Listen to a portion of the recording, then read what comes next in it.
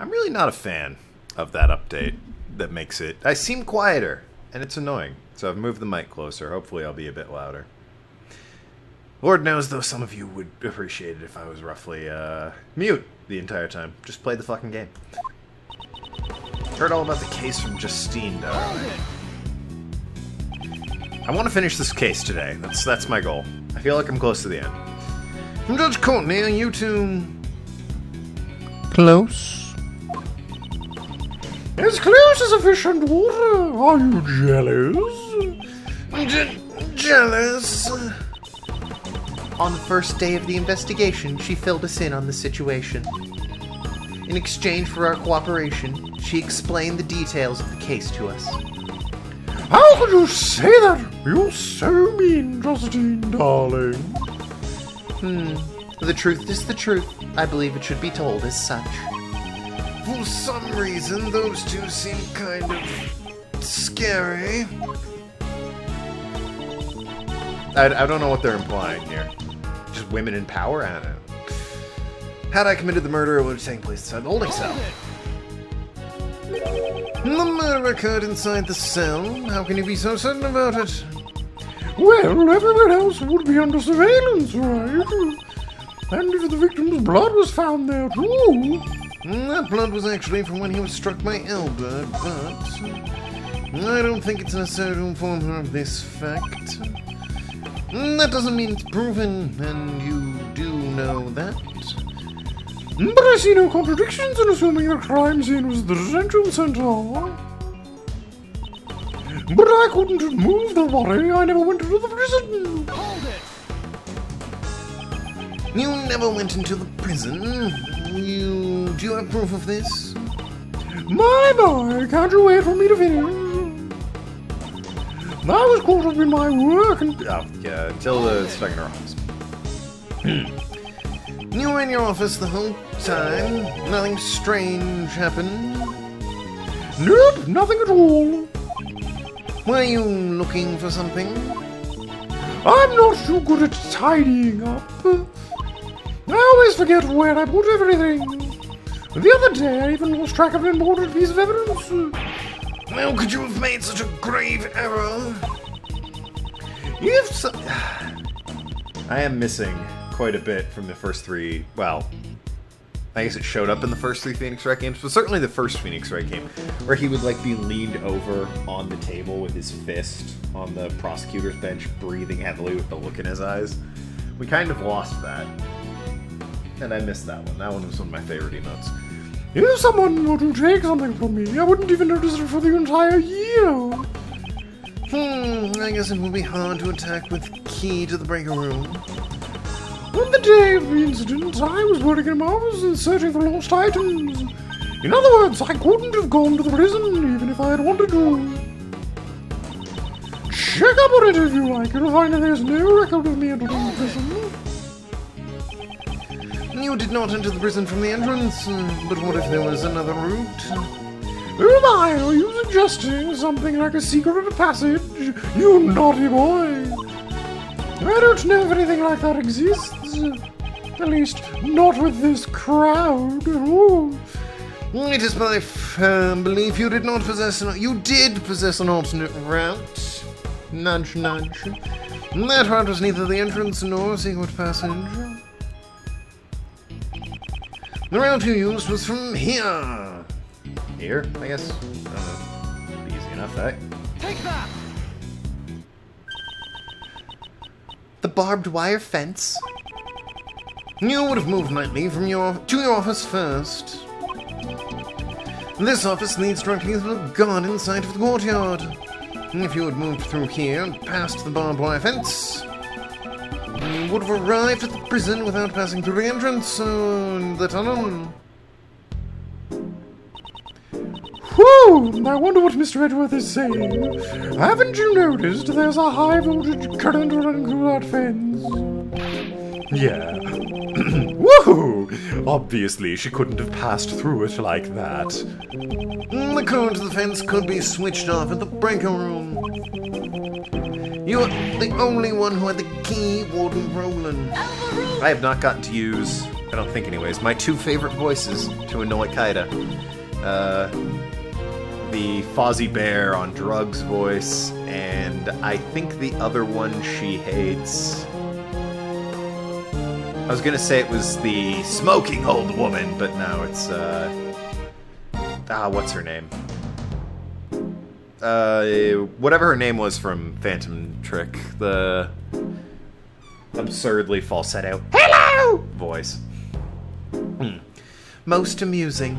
However, the breaker room is located on the prison side of the courtyard. Why? That's actually a really good point. Why? Why put it near the prisoners and not near the... whatever. Why would the warden have accessed it through the detention center? Ah, quite right. Gotcha there, Mr. Edgeworth. That's... if there is no record of her passing through the prison entrance, it would not have been possible for her to turn off the fence's breaker. But Warden Ronan was the only one who had access. Don't let this phase you, Miles. But if I don't have a solution for this, she'll get away. Now, Uncle Ray never said don't think, you know. It's just not good to be so stubborn about it, that's all. But no matter how you think about it, Warden Ronan couldn't have done this alone. Prosecutor Edgeworth, if you have failed to come up with a new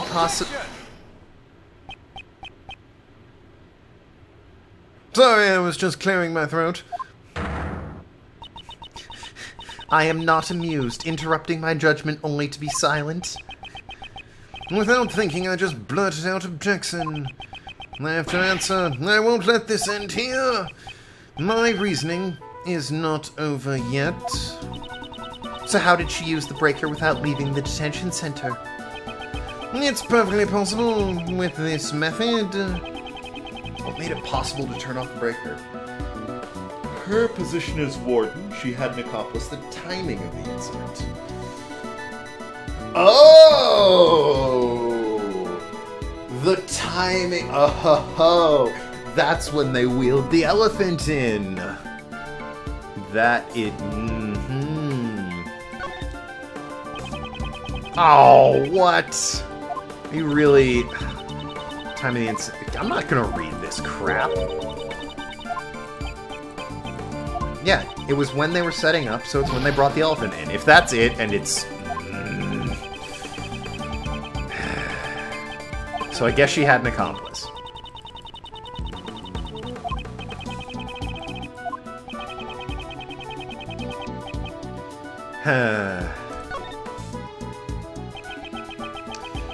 I thought I had something. I thought while they were wheeling the elephant in, it had to be open.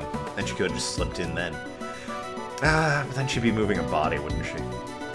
It was indeed impossible for one person, but what if there were two? Exactly. Just what I expected from you, Miles. Yes, you had an accomplice on the prison side. Enough. I am disappointed in you, Prosecutor Edgeworth. What's that, pal? You're making fun of Mr. Edgeworth. The inmates at this prison all wear bracelets. If they try and go where they please, they will set off the alarm. Ah! So you've noticed, this is a prison after all. Not only the prisoners, but the guards too are under constant scrutiny. So why didn't anyone notice Elbert? The only ones allowed to move freely around are the animals. And they certainly could not have used the breaker. But it's still possible that a person did it. Excluding the inmates and the guards, just what kind of person would you say it was? We can't exclude the inmates and guards just yet. There was only one person, one whose movement was not restricted. This evidence shows there was someone in the prison who could have moved around freely. I was wondering why we still had Sawwit's bracelet. Take that! That is, it looks like the bracelet worn by the prisoners. This belongs to a certain model inmate, and it's broken. What? Just who on earth does this belong to? Frank Sawwit, the warden's favorite inmate. Uh-oh. Oh, and that fox is licking up her tears. Naturally, it's strange. He managed to keep this hidden while he moved around. He managed to keep this hidden while he moved freely in his daily prison life. Golly, what do you think about it? It shouldn't be possible. She is nervous. I'd hazard a guess that this was because he was a special case. Just like Siren Dogen in the special cell. The prosecutor's statement is mere conjecture. You could find out by simply asking Sarwit himself. It's my firm belief that Mr. Sarwit and Warden Roland were partners in crime. Due to their collaboration, another route surfaces. The real route by which Knightley's body was moved to the prison. There were two obstacles that need to be dealt with. The security camera in front of Knightley's cell, and the electric fence in the courtyard. Both these problems could have been solved with a single stroke, by having Sarwit switch off the breakers in this breaker room. Mr. Edgeworth, would you wait one moment? You still intend to deny it, Warden Roland? I give in. I confess. Well, that was easy. Warden Roland. No, this cannot be. Yes, it's just as he says. Frank Sarwit and I were partners in crime. No way. I mean, it's never this easy, and the music is clearly telling me. You did it, Mr. Edgeworth. Well done, Miles. At last we have the real culprit cornered. Like Miss... Excuse me. That was a bang-on Sebastian impersonation, but if we could get back to the matter at hand... Yes, of course. Like Mr. Edgeworth said, Frank, he operated the breaker. But we were not responsible for Knightley's murder. What? Warden Roland, whatever do you mean? Judge Courtney, would the gods of law hear my confession? The goddess of law is merciful. She will absolve you. I was being threatened. That's why I had no choice but to do as I was told. Sad music. So who was it who was threatening you? Siren Dogen, that assassin. Dogen? It's been going on since that man came to the prison. I will never forget the day. Jesus. Why would you let him get that close to you? When we were both alone, he suddenly said to me, I have many dogs outside the prison. Dogs? Loyal dogs who obey my every command. I soon realized what Dogen was referring to were not really dogs. It took me like a week, though. He really could have been more specific. But his human henchmen. And that's not all he said. You'd better watch how you treat me. If you don't want you and your family to become dog food. I had no choice. I gave him the special sale. I gave him anything he desired. Anything he desired? You don't mean the supplier? That's right. Anything he ordered, I would deliver it to him. An underground dealership. I was the one who won over Frankie. It was simple. I just offered him special privilege within the prison. And these underground dealings? Once a week in the middle of the night, Frankie would shut off the two breakers. So I could move from my office to the courtyard without being seen by security cameras. I would go past the fence and drop the goods down the well near the prison.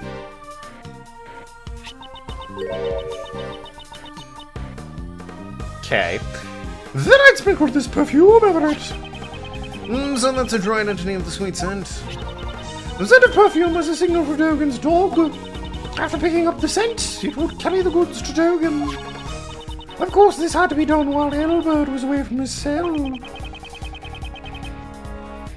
Yeah, that would have to be done. I'm surprised he never found out about it, pal. We would have a strict timetable here at the prison. Mealtime, exercise time. It's easy to know when he's away from his cell. And since Lorok is afraid of Dogen's dog, I didn't have to worry about him making noise. So, having full knowledge of the prison's inner workings, she made the deliveries herself. This would have ensured there were no slip-ups. Frankie would turn the breakers back on in the early morning, and the delivery was complete. I then modified the timestamp on the security cameras. You have told us a great deal. The goddess of law accepts your penitent confession. As the warden of prison, how could I have done such a foolish thing? The day Knightley was killed was also a delivery day. It seems Frankie was working the breakers as usual, but that day I had nothing to send, so I did not go to the courtyard at all. The secret of the supply system to the warden ruling was... The police have been searching for Dogen's henchmen for ages. I've also been helping them, but... I've been interrogating him personally in my office, but... no matter how much evidence we have on him, we can't get a single word out of him. So the reason you kept on interrogating him? Yes, it was to find his henchmen. I brought all the evidence... I brought all the evidence from the police and carried out the interrogation myself. I kept an eye on all his actions and examined all his mail. Mail? Like his correspondence chess letters? But I could never uncover the true identity of his henchmen. This fear, I bet Knightley was one of them. This fear, it's something you could never understand.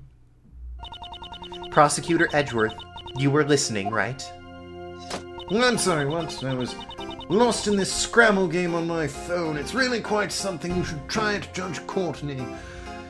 I'd say this confession clears the warden of all suspicion. Really? I think it casts more onto her, but hey, what do I know? I'm not a judge in a fictional universe who's a straight-up bitch. Is it really necessary to press her further than this? Is it necessary to press her further? Eh, fuck it, why not? Judge Courtney, my questioning isn't over yet. I'm sure the goddess of law isn't satisfied yet either. You mean to badger this woman further? Even if she was threatened by Dogen, this does not prove she was not the culprit of the case. She was able to use the supply route to transport Knightley's body. Do you have any evidence to support this? The body gave off a sweet scent. A scent of perfume that was used to signify a delivery. Can you explain this fact? Oh, of course. Since I have made so many deliveries, the scent would have lingered around the well. When the body was moved through the well, the scent would have transferred to it. Bullshit. Mr. Elbert also testified to this fact. That's it. For some reason, the well gave off a nice scent. A nice scent. I don't know what it was, but it smelled sweet, like candy. The lingering scent in the well would, of course, be picked up by anything passing through. The defense rests, I see. In that case, court is adjourned. Mr. Edgeworth, is there anything we can do? What should I do? Is this as far as I can go? Is it over already? Yes, Sebastian, it is. And now, court is officially adjourned. Ray? I'm guessing it's Ray. Yeah, it's Ray. He was the only one not there. Who was that? It's not nice of you to adjourn things just like that, Courtney Pie. Mr. Shields. Yeah, you haven't done anything. How about you jump in here? Are you objecting to the court adjourning? She can't take your badge, apparently. So, come on now, step up. Of course not. I ain't got no objection or anything like that. Go ahead and adjourn the court. Do whatever you like. Hey, what are you doing, Mr. Shields? Whoa there, calm down, Kay. Who wants some chocolate? Is this a joke? You'll have to excuse me. I just have one tiny request to make. As Simon Key's attorney. That's right, you're the defense attorney in charge of this case, aren't you? I forgot, since Edgeworth is doing literally all of the work. Exactly. Did you all forget? That's so mean. But you just left everything to Mr. Edgeworth and didn't do anything at all. Yes, that's right. That's why I thought I'd do my job a bit. Do your job? That hardly sounds like you at all. Wow, rude. It's to prepare for the trial, so I'd like to ask the warden a few questions. Surely you jest. What more would you expect to hear from her? Well, Miss Warden, I'd like to hear your thoughts on the culprit. My thoughts? Uncle Ray believes that Simon is not the culprit. It seems Miss Warden also suspects someone other than Simon. Damn, groovy. I'd like to hear you out. Mr. Edgeworth, what's Mr. Shields up to? He's trying to lure Warden Roland into testifying. Why would the supply route be used to transport the body? I'd say it was to pin the crime on Dogen. Ah, I see! If he committed a murder here, he would be transferred to another prison. One with tighter security.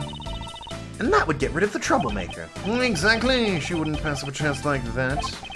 Hey, hold on a second. A culprit besides Simon? What do you mean? Simon was the one I was supposed to prosecute. Exactly. So wouldn't it be better if the best also listened to what she had to say? Amazing, Mr. Shields. You managed to drag Mr. DeBest into this, too. Warden Brolin, is this acceptable? No. Bye. Toodaloo, everyone. Oh, it's all fine. It's fine. You understand a woman's heart. Thank you, mademoiselle. Actually, I've thought this over. I'd like to tell you my thoughts. You'll let me speak, won't you, Justine, darling? Of course, you may speak. Mr. Shields, awesome! Phew, that was a close shave. Thank you, Mr. Shields. No, I'm still leaving the rest to you. Remember what I said. A defense attorney never gives up. The fate of our client rests on our shoulders, after all. It'd be uncool if Uncle Ray didn't put that into practice. Now then, Miles, it's your turn to show you'll never give up. All right. Well then, we all listen to my story.